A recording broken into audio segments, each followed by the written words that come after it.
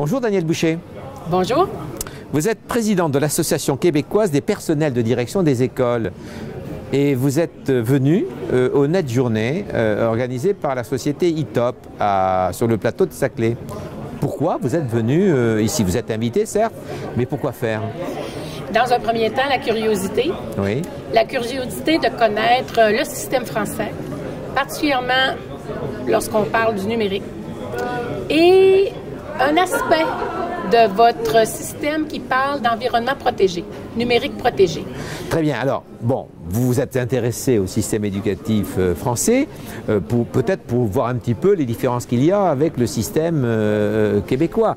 Quelles sont les particularités de ce système éducatif qui vous ont intéressé? Bien, comme je viens de le dire, c'est certain que toutes les données personnelles, et l'importance que vous accordez à justement vous assurer que toutes ces données-là soient bien conservées, soient bien protégées. Ça, c'est un élément qui, pour nous, est complètement nouveau. Ce n'est pas un aspect que nous avons beaucoup traité. Ça, c'est un élément qui me questionne particulièrement, puis questionne aussi les membres qui sont venus avec moi l'automne dernier. Et ça, pour nous, ça a été complètement une révélation. Et qui sont venus avec vous, donc, si je comprends bien, en visite à Poitiers, à la SNESR? Tout à fait. Alors, on a pris quand même 5 jours pour bien discuter avec le fonctionnement du système français, les différents niveaux, on va le dire comme ça, oui. Et puis les différents rôles aussi que jouent les personnes. Mais je parle toujours du numérique, bien sûr, parce qu'on aurait pu aborder toutes sortes de sujets, là. Mais l'intérêt, nous, c'était de savoir comment allait se concrétiser la stratégie numérique que le national, votre gouvernement, a lancée. Et nous, on s'est dit, bien, nous, on en arrive. Nous aussi, là, on parle d'une stratégie numérique. Donc, avant qu'elle soit déployée, est-ce qu'il n'y a pas des aspects qu'on pourrait particulièrement ajuster ou s'intéresser, qu'on pourrait bonifier? Mais c'est ça qu'on s'est posé comme question. Alors, c'est sûr que l'environnement, pour nous, ça a été complètement nouveau. Il y a d'autres aspects aussi, comme le livret numérique pour le jeune. Alors ça, c'est quelque chose qui nous a beaucoup intéressés et que présentement au Québec, on est en train de vraiment de réfléchir sérieusement à cet aspect-là. Alors votre ministre Sébastien Proulx, le ministre de l'Éducation nationale, en fait a proposé récemment, je crois que c'est hier, tout un plan sur le numérique au Québec, dans l'éducation. Bien, pour le moment, on ne connaît pas les particularités et, je voudrais, les détails de cette stratégie. Mais ce qu'on sait, c'est qu'il a investi beaucoup de sous pour la mise en œuvre de cette stratégie-là. Alors, concrètement, on saura dans les jours qui suivent qu'est-ce que ça veut dire exactement.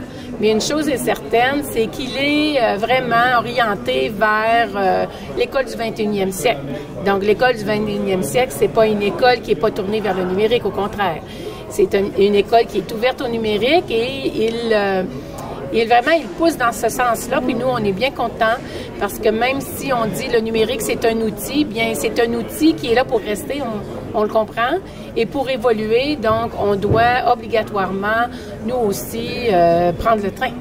Alors, prendre le train du numérique, c'est adapter un outil nouveau qui est rentré dans la société à des pratiques pédagogiques qui, elles aussi, doivent s'adapter. Je suppose que vous avez une réflexion pédagogique aussi sur comment utiliser le numérique, comment faire en sorte que l'apprentissage des élèves, comment l'apprendre, se met en concordance avec l'enseigné des professeurs? Bien, ça déjà, ça fait quand même quelques années qu'il y a beaucoup d'initiatives terrain au Québec où il se passe tout plein de choses au niveau de la pédagogie qui inclut le numérique. Donc, on n'est pas en retard de ce côté-là. Oui. On va se dire les choses. Mais on avait besoin d'avoir une orientation ministérielle claire et une orientation aussi qui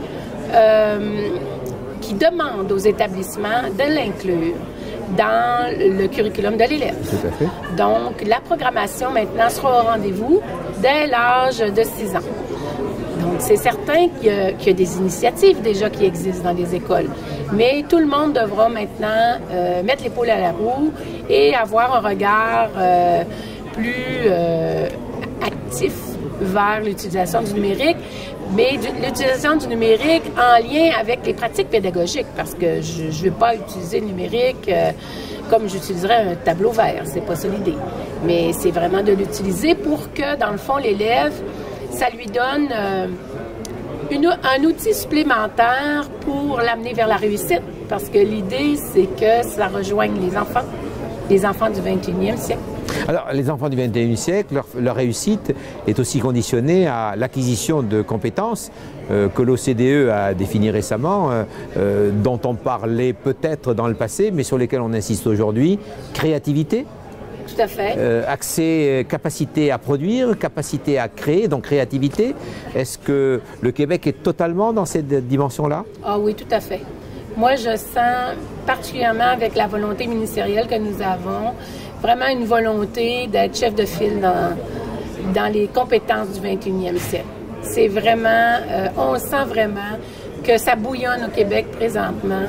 Et je vous dirais que je suis très confiante pour la suite des choses. Écoutez, nous voyons, nous, au niveau de nombre d'enseignants, que la salle des profs est en train de s'élargir et qu'elle s'internationalise et qu'elle s'internationalise aussi en direction du Québec.